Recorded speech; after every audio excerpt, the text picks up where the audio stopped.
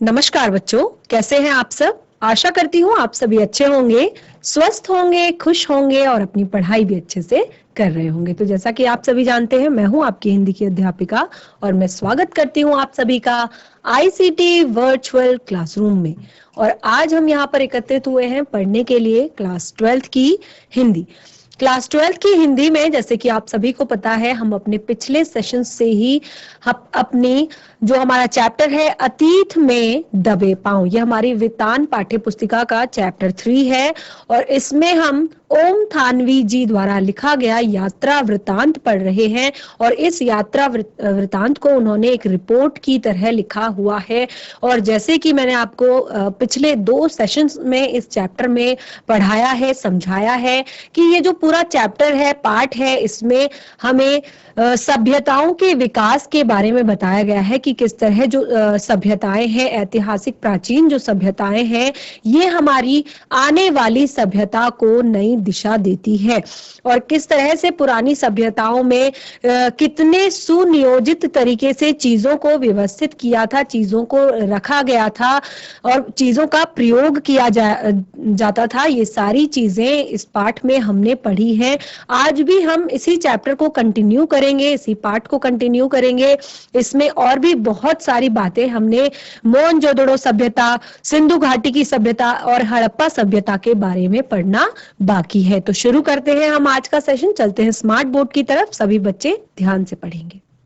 तो हमने अपने पिछले सेशन में यहाँ पर बहुत सारी चीजें, यानी कि जैसे कि जो बौद्ध स्तूप था उसके बारे में हमने पढ़ा था कि बौद्ध स्तूप की कितनी ज्यादा महत्ता थी और किस तरह की चीजें इसमें हुआ करती थी। और बहुत ही अलग तरीके से, बहुत ही सुव्यवस्थित तरीके से इसको बनाया गया था, बहुत ही नियोजित तरीके से इसको बनाया गया था। और इसके प्रयोग की भी बहुत अलग अलग बातें, बहुत अलग अलग चीजें हमने इस पाठ में पढ़ी थी। और उसके बाद हमने एक और महत्वपूर्ण चीज पढ़ी थी जो मोहनजोदड़ो सभ्यता का प्रसिद्ध जल कुंड था। तो इस प्रसिद्ध जल कुंड में हमने एक बात जानी थी कि सबसे पहले तो जो ये जल कुंड है, ये शायद उस समय के किसी अनुष्ठान या फिर किसी जो भी उसमें अनुष्ठान या पूजा के वक्त या किसी प्रसिद्ध जो त्योहार, तिथि त्योहार होते होंगे, उस वक्त इसमें स्नान के लिए जो जल होता है उसका प्रयोग इसका प्रयोग उस समय किया जाता होगा। और यहाँ पर मैंने एक चीज और आपको बताई थी कि साधुओं के लिए रहने के जो कमरे थे वो भी इस कुंड के आसपास बनाए गए थे। यानी कि जो ये कुंड है, अगर आप इसको देखेंगे तो कुछ इस तरह का, यानी कि एक आप देखिए कि कितने अच्छे तरीके से यहाँ पर इसको बनाया गया है, इसका निर्माण किया गया है, कितने सुव्यवस्थित तरीके से चीजें बनाई गई हैं। और सबसे एक बात, मेन बात हमने इसमें पढ़ी थी कि खास तौर पे जो ये कुंड था, ये पूरा कुंड जो है पक्की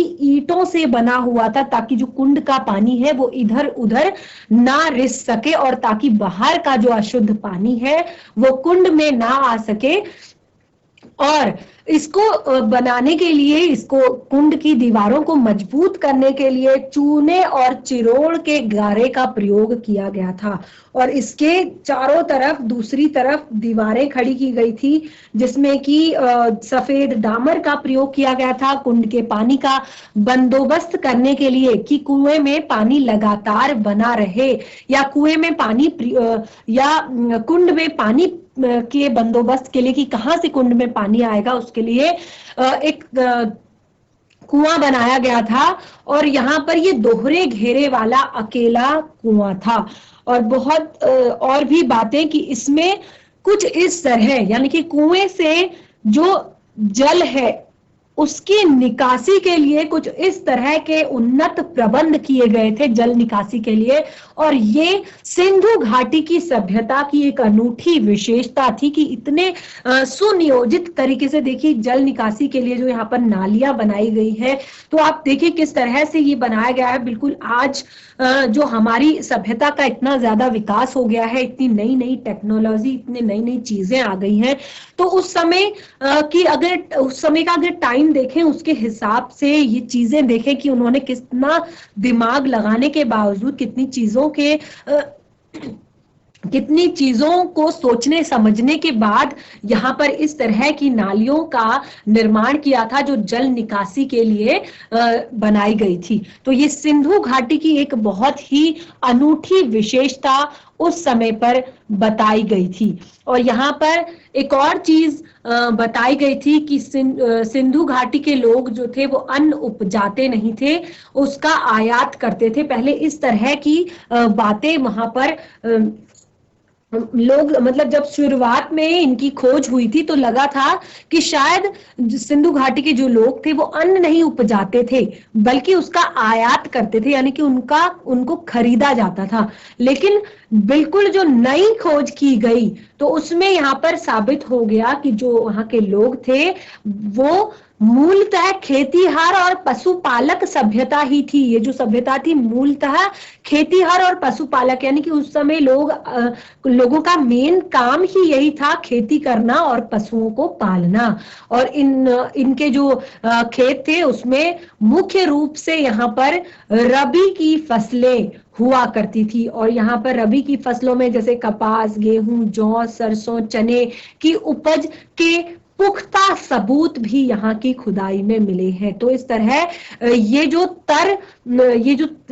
युग था ये तर सभ्यता का युग था, यानी कि बिल्कुल पानी, ये सारी चीजें जैसे जौ, सरसों, चने और कपास, गेहूं, ये पानी की इनको आवश्यकता होती है। तो ये एक तर सभ्यता के युग थे। लेकिन धीरे धीरे क्या हुआ, ये सूखे में ढल गया। और अगला हम शुरू अपना सेशन करते हैं आज से। यहाँ से विद्वानों का मानना है कि यहाँ ज्वार, बाजरा, रागी की उपज भी होती थी। लोग खजूर, तरबूजे, अंगूर उगाते थे, झाड़ियों से बेर जमा करते थे, कपास की खेती भी होती थी। कपास को छोड़कर बाकी सबके बीज मिले हैं। यहाँ पर जो उस समय शायद जब खुदाई की गई थी तो यहाँ पर शायद कपास के बीज नहीं मिले थे, लेकिन उस समय कपास की खेती होती थी। इसके सबूत मिले थे कि वहां पर जब यहाँ पर कपास को छोड़कर सारी चीजों के बीज मिले, ज्वार, बाजरा, रागी, और उन्हें परखा गया, देखा गया। कपास के बीज तो नहीं पर सूती कपड़ा मिला, क्योंकि सूती कपड़ा किससे बनता है, सूती कपड़ा कपास से बनता है। तो कपास के बीजों का सबूत तो उस खुदाई में नहीं मिल पाया, लेकिन सूती कपड़ा मिला। तो इससे ये सबूत था कि यहाँ पर कपास की खेती भी की जाती थी। और ये दुनिया के सूत के सबसे पुराने नमूनों में से एक है। दुनिया में 2 केवल सूत के पुराने नमूने मिले हैं, जिनमें से एक नमूना ये है। और दूसरा जो सूती कपड़ा है वो 3000 ईसा पूर्व का है, जो जॉर्डन में मिला। मोहनजोदड़ो में सूत की कताई बुनाई के साथ रंगाई भी होती थी। रंगाई का एक छोटा सा कारखाना खुदाई में माधो स्वरूप वत्स को मिला था। छालटी यानी कि लिनन और ऊन कहते हैं, यहाँ सुमेर से आयात होते थे। लिनन और ऊन यहाँ पर सुमेर से आयात होते थे। शायद सूत उनको निर्यात होता था, शायद यहाँ से सूत उनको बेचा जाता था और वहां से ऊन और लिनन लिया जाता था। जैसे कि बाद में सिंध और मध्य एशिया और यूरोप को सदियों हुआ। प्रसंगवश मेसोपोटामिया के शिलालेखों में मोहनजोदड़ो के लिए मेलुहा शब्द का संभावित प्रयोग मिलता है। जो प्रसंगवश यानी कि वहां पर जो बातें बताई गई मेसोपोटामिया के जो शिलालेख हैं उनमें मोहनजोदड़ो के लिए मेलुहा शब्द का प्रयोग मिलता है। और यहाँ पर अब महाकुंड जो है, अभी तक महाकुंड में मिले जो चीजें हैं उनके बारे में वर्णन किया जा रहा था। अब महाकुंड के बाहर की बात है कि महाकुंड के उत्तर पूर्व में एक लंबी सी इमारत के अवशेष हैं। इसके बीचों बीच एक खुला बड़ा दलान है, 3 तरफ बरामदे हैं। इसके साथ कभी छोटे छोटे कमरे रहे होंगे। और पुरातत्व जानकार कहते हैं कि धार्मिक अनुष्ठानों में ये में ज्ञानशालाएं सटी हुई होती थी। उस नजरिए से इसे कॉलेज ऑफ प्रिस्टस इसे उस नजरिए से इस बिल्डिंग को कॉलेज ऑफ प्रिस्टस माना जा सकता है। दक्षिण में एक भग्न इमारत है। इसमें 20 खंभों वाला एक बड़ा हॉल है। अनुमान है कि यह राज्य का सचिवालय या सभा भवन या कोई सामुदायिक केंद्र रहा होगा। तो एक तरह से देखा जाए तो ये जो सभ्यता है, मोहनजोदड़ो की सभ्यता हो या सिंधु घाटी की सभ्यता हो या हड़प्पा सभ्यता हो, तो उनमें से सबसे बड़ी जो ये सभ्यता है मोहनजोदड़ो की सभ्यता, इसमें जो आप यहाँ पर देख रहे हैं कि इतनी सारी चीजें हमें खुदाई के बाद एक तरह से देखा जाए तो बिल्कुल आज की तरह से मिली जुली चीजें हमें दिखाई देती है। गढ़ की 4 दीवारी लांघ कर हम बस्तियों की तरफ बढ़े। ये गढ़ के मुकाबले छोटे टीलों पर बनी है, इसीलिए इन्हें नीचा नगर कहकर भी पुकारा जाता है। गढ़ के मुकाबले कुछ जो बस्तियां हैं ये टीलों पर बनी है, इसीलिए इन्हें नीचा नगर कहते हैं। खुदाई की प्रक्रिया में टीलों का आकार घट जाता है। जैसे जैसे खुदाई की प्रक्रिया होती जाती है तो टीलों का आकार घट जाता है और कहीं घट जाता है और कहीं कहीं वे फिर जमीन से जा मिलते हैं और बस्ती के कुएं लगता है जैसे मीनारों की शक्ल में धरती को छोड़कर बाहर निकल आए हों। जो बस्ती के कुएं हैं वो इस तरह के, जो वहां के जो टीले हैं, अब धीरे धीरे खुदाई की प्रक्रिया के कारण उनका आकार जो है वो घट गया है और कहीं कहीं तो वो बिल्कुल जमीन से जा मिले हैं, बिल्कुल प्लेन हो गए हैं। और बस्ती के जो कुएं हैं, उस इलाके के जो कुएं हैं, उस बस्ती के जो कुएं हैं, उनका आकार एक मीनार जैसा, यानी कि बहुत बड़ी एक ऊंची बिल्डिंग जैसा हो जाता है और वो ऐसा प्रतीत होता है जैसे वो धरती को छोड़कर धरती से बाहर निकल आए हों।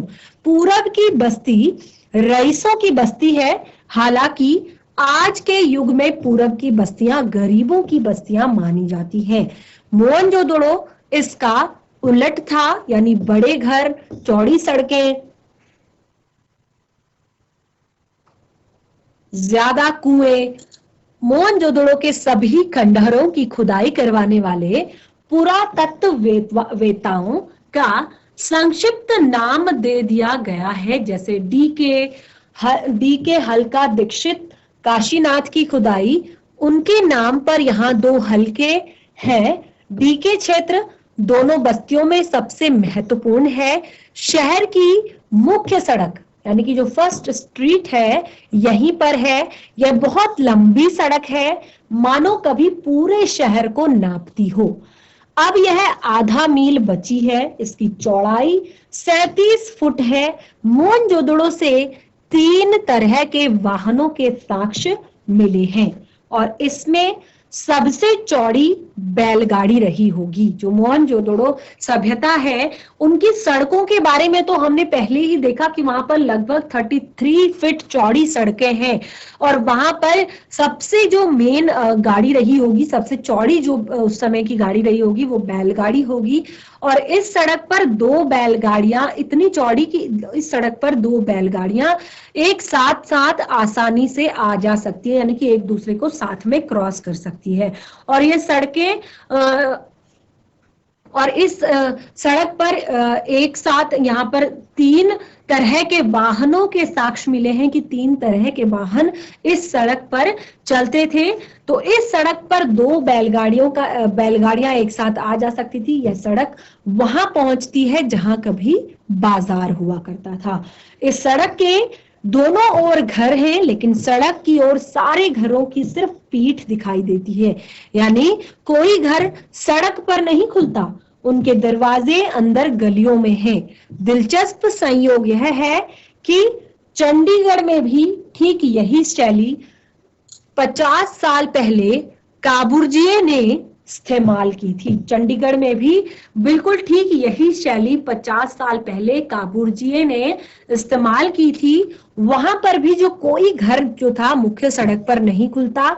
आपको किसी के घर जाने के लिए मुख्य सड़क से पहले सेक्टर के भीतर दाखिल होना पड़ता है, फिर घर की गली में, फिर घर में।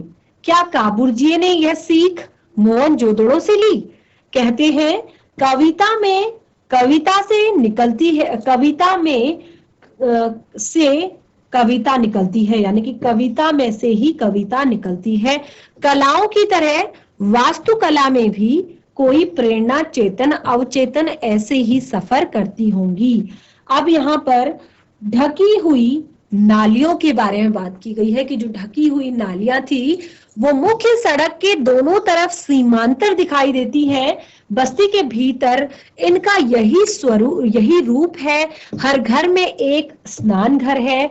घरों के भीतर से पानी या मैल की नालियां बाहर हौंदी तक आती है और फिर नालियों के जाल से जुड़ जाती हैं। कहीं कहीं वे खुली है पर ज्यादातर बंद है। स्वास्थ्य के प्रति मोहनजोदड़ो की बांशिदों के सरोकार का यह बेहतर उदाहरण है कि जो नालियां हैं वो कहीं कहीं पर केवल खुली है, बाकी जगह ये पूर्ण रूप से ढकी गई है। तो स्वास्थ्य के प्रति जो बांशिदे हैं, यानी कि स्वास्थ्य के प्रति उनकी जो सतर्कता है, वो यहाँ पर बेहतर एक ये उदाहरण उसका हो सकता है कि उनको कितनी ज्यादा इस चीज की नॉलेज है कि वो इस तरह की उन्होंने व्यवस्था अपने समय में की हुई है। बस्ती के भीतर छोटी सड़कें हैं और उनसे छोटी गलियां भी। छोटी सड़कें 9 से 12 फुट तक चौड़ी है। इमारतों से पहले जो चीज दूर से ध्यान खींचती है वो है कुओं का प्रबंध।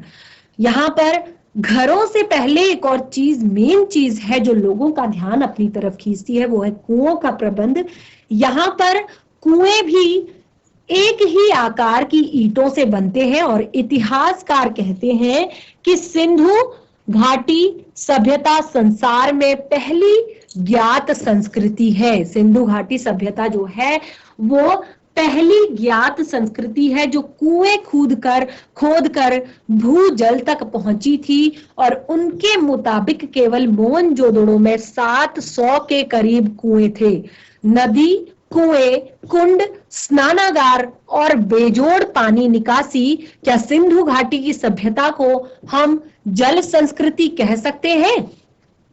तो देखिए कितनी ज्यादा ये सुनियोजित एक सभ्यता थी। और सबसे पहले तो सिंधु घाटी की जो मोहनजोदड़ो की जो ये सभ्यता है, यहाँ इसे संसार की सबसे पहली ज्ञात संस्कृति कहते हैं। पहली ज्ञात संस्कृति इसको कहा जा सकता है सिंधु घाटी की सभ्यता को, कि जो कुएं खोदकर भूजल तक पहुंची, यानी कि कुओं को खोदकर भूमि से जल निकालने की प्रक्रिया जो है इन्होंने की। और उनके मुताबिक केवल जो मोहनजोदड़ो सभ्यता है इसमें 700 के करीब कुएं उस समय हुआ करते थे। और इनकी मेन चीजें देखिए, नदी, कुएं, कुंड, स्नानागार और बेजोड़ पानी की निकासी की इतनी बेजोड़ इतना तरीका, ये क्या सिंधु घाटी की सभ्यता को हम जल संस्कृति की सभ्यता कह सकते हैं? तो ये आपके लिए यहाँ पर एक बहुत ही अच्छा प्रश्न बनता है कि किन बातों के कारण हम सिंधु घाटी की सभ्यता को जल संस्कृति की सभ्यता कह सकते हैं। बहुत ही महत्वपूर्ण प्रश्न इस पाठ से आता है कि सिंधु घाटी की सभ्यता को हम जल संस्कृति की सभ्यता कह सकते हैं, या फिर इस तरह से भी कि कौन सी सभ्यता ऐसी है जिसको हम जल संस्कृति की सभ्यता भी कह सकते हैं, क्यों कह सकते हैं और कौन सी सभ्यता को कह सकते हैं। तो दो प्रश्न जो है बहुत ही महत्वपूर्ण बनते हैं आपके इस केवल और केवल इस पाठ से। इससे पहले की भी बहुत सारी चीजें हैं, पढ़ी हमने अपने पिछले सेशंस पे हैं इस पाठ से, तो उसमें भी बहुत सारी चीजें महत्वपूर्ण है। अब यहाँ पर आप देखिए कि किस तरह से कुओं का निर्माण इन सभ्यताओं में होता था। तो जैसे कि मैंने आपको पहले बताया था, पहले हमने पढ़ा था कि यहाँ के जो कुएं होते थे, अक्सर ऐसा लगता है कि जो इमारतें थी वो जो घर थे वो तो खुदाई के दौरान लग रहा था कि धीरे धीरे धीरे बिल्कुल जमीन से जा मिले हैं, और कुएं वो बिल्कुल एक अलग तरह से, आप देखिए यहाँ पर समानांतर ईंटों से बने, यानी कि समान आकार वाली ईंटों से बना हुआ ये कुआं है। और आपको जमीन से ऊपर की तरफ, अक्सर आपने कुएं देखे होंगे जो जमीन से नीचे की तरफ जिनमें खुदाई की जाती है, और यहाँ पर बिल्कुल अलग तरह के कुएं थे जिसमें जमीन से ऊपर की तरफ आपको यहाँ पर कुएं दिखाई दे रहे हैं। और ये जो यहाँ पर कुएं का दृश्य है ये मोहनजोदड़ो से लिया गया एक कुआं है, मोहनजोदड़ो की सभ्यता से लिया गया एक कुआं है। बड़ी बस्ती में पुरातत्व शास्त्री काशीनाथ दीक्षित के नाम पर एक हल्का डीकेजी कहलाता है। इसके घरों की दीवारें ऊंची और मोटी है। मोटी दीवार से यह अर्थ लगाया जाता है कि उस पर दूसरी मंजिल भी रही होगी, क्योंकि उन घरों की जो दीवारें हैं वो मोटी है, तो इन दीवारों के मोटी होने से ये अंदेशा लगाया जाता है कि शायद इसके ऊपर एक और मंजिल रही होगी। कुछ दीवारों में छेद हैं जो संकेत देते हैं कि दूसरी मंजिल उठाने के लिए शायद यह सहतीरों की जगह हो। सभी घर ईंट के हैं, एक ही आकार की ईंटें 1:2:4 के अनुपात की सभी भट्टी में पकी हुई है। हड़प्पा से हटकर जहां पक्की और कच्ची ईंटों का मिला जुला निर्माण उजागर हुआ है वो निर्माण उजागर हुआ है। मोहनजोदड़ो में पत्थर का प्रयोग मामूली हुआ। कहीं कहीं नालियां भी अनगढ़ पत्थरों से ढकी दिखाई दी। इन घरों में दिलचस्प बात यह है, उस समय के बारे में बताया गया है कि जो ये घर है इनमें एक दिलचस्प बात यह है कि सामने की दीवार में केवल प्रवेश द्वार बना है, कोई खिड़की नहीं है। खिड़कियां शायद ऊपर की दीवारों में रहती हों, यानी दूसरी मंजिल पर। बड़े घरों के भीतर आंगन के चारों तरफ बने कमरों में खिड़कियां जरूर हैं। बड़े आंगन वाले घरों के बारे में समझा जाता है कि वहां कुछ उधम प्राप्त होता होगा, कुम्हारी का काम या कोई धातु कर्म। हालांकि सभी के घर खंडहर है और दिखाई देने वाली चीजों से सिर्फ हम अंदाजा लगा सकते हैं। उस समय के जो घर हैं वहां पर हम लगभग केवल अंदाजा लगा सकते हैं कि शायद जो बड़े आंगन वाले घर हैं शायद वहां पर कुछ ऊधम होता होगा, यानी कि कुछ उद्योग चलता होगा, कुछ काम होता होगा, चाहे वो कुम्हार का काम हो या किसी धातु कर्म से जुड़ा हुआ काम हो। लेकिन सारे घर जो है लगभग खंडहर है, तो हम केवल उनसे अंदाजा लगा सकते हैं। घर छोटे भी हैं और बड़े भी, लेकिन सब घर एक कतार में हैं। ज्यादातर घरों का आकार 30 गुना 30 फुट का होगा, कुछ इससे दुगने तिगुने आकार के भी हैं। इनकी वास्तुशैली कमोबेश एक सी प्रतीत होती है। व्यवस्थित और नियोजित शहर में शायद इसका कोई कायदा नगर वासियों पर लागू हो, क्योंकि उस समय व्यवस्थित और नियोजित ये सभ्यताएं थी। सभी चीजों के यहाँ पर शायद नियम थे, क्योंकि इतनी ज्यादा व्यवस्थित इसके बाद इसके अलावा और कोई विश्व में सभ्यताएं नहीं मिली। तो यहाँ पर शायद क्योंकि यहाँ पर जो घर की वास्तु शैली थी वो लगभग सबकी एक जैसी थी, तो शायद कोई ऐसी चीज रही होगी कि ये जो कायदा है ये सभी नगर वासियों पर लागू होता होगा। तो इसीलिए यहाँ पर सबके घरों के आकार या वास्तु शैली लगभग एक जैसी थी। एक घर को मुखिया का घर कहा जाता है। इसमें 2 आंगन और करीब 20 कमरे हैं। एक घर जो है उसको शायद मुखिया का घर कहा जाता है, क्योंकि इसमें 20 कमरे और 2 आंगन हैं। डी के बी सी हल्का आगे पूरब में है। दाढ़ी वाले योजक नरेश की मूर्ति इसी तरफ के एक घर से मिली थी। डी के जी की मुख्य सड़क पर दक्षिण की ओर बढ़े तो 1.5 फलांग की दूरी पर HR हल्का सड़क पर उसे 2 भागों में बांट देती है। यह हल्का हेरल्ड हरग्रीव्स के नाम पर है। इन्होंने 1924-1925 में राखल दास बनर्जी के बाद खुदाई करवाई थी। तो जितने भी पुरातत्व वैज्ञानिक रहे हैं जिन्होंने ये सब खुदाई करवाई या इन सब पर खोज की, उन्हीं के नाम पर अब इन गलियों के नाम रख दिए गए हैं, इन इलाकों के नाम रख दिए गए हैं। तो जहां जहां पर जिसने खुदाई करवाई या खोज जहां पर जिसने की, तो उन्हीं के नामों के आधार पर उन जगहों के नाम मिले हैं। और यहीं पर एक बड़े घर में कुछ कंकाल मिले थे जिन्हें लेकर कई तरह की कहानियां बनती रही। प्रसिद्ध नर्तकी शिल्प भी यहीं के एक छोटे घर की खुदाई में नर्तकी शिल्प भी यहीं के घर की खुदाई में निकला था। इसके बारे में पुरातत्वविद मार्टिमर व्हीलर ने कहा था कि संसार में इसके जोड़ की दूसरी ही शायद कोई चीज होगी। जो एक नर्तकी शिल्प की एक मूर्ति जो मिली थी यहाँ पर इन्हीं घरों के आसपास एक छोटे घर की खुदाई में, तो जो पुरातत्वविद है, जो पुरातत्व वैज्ञानिक है मार्टिमर व्हीलर, उन्होंने कहा था कि संसार में इसके जोड़ में यानी कि इसके अलावा शायद ही कोई दूसरी होगी। और अब ये जो मूर्ति है ये दिल्ली के राष्ट्रीय संग्रहालय में रखी गई है। अब ये जो मूर्ति है ये दिल्ली के राष्ट्रीय संग्रहालय में रखी गई है। यहीं पर एक बड़ा घर है जिसे उपासना केंद्र समझा जाता है।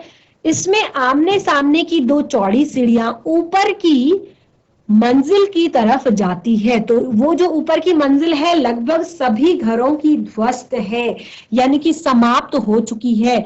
ये हम पहले भी बता चुके हैं। पश्चिम के में गढ़ी के ठीक पीछे माधो स्वरूप वत्स के नाम पर वीएस हिस्सा है। यहाँ पर वह रंगरेज कारखाना लोग चाव से देखते हैं जहां जमीन में ईंटों के गोल गड्ढे उभरे हुए हैं। अनुमान है कि इनमें रंगाई के बड़े बर्तन रखे जाते थे जो कतारों में 16 एक छोटा मंजिला मकान है, 16 छोटे एक मंजिला मकान है। एक कतार मुख्य सड़क पर है, दूसरी पीछे की छोटी सड़क की तरफ। सब में दो दो कमरे हैं, स्नान घर भी है यहाँ पर सभी घरों में।